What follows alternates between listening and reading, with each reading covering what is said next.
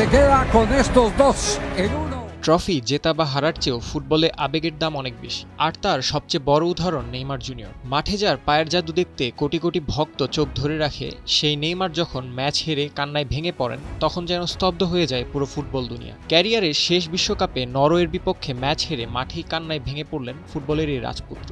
Neymar মানেই শুধু dribbling আর গোল নয়, নেইমার মানে ফুটবলের প্রতি এক বুক ভালোবাসা। ক্যারিয়ারে বহুবার চোট আর হার তাকে কাঁদিয়েছে। প্রতিবার যখন তিনি ব্রাজিলের জার্সি গায়ে বিশ্বকাপ বা অন্য কোনো বড় টুর্নামেন্ট থেকে ছিটকে গেছেন, তার চোখের জল কোটি ভক্তের বুক কাঁপিয়ে দিয়েছে।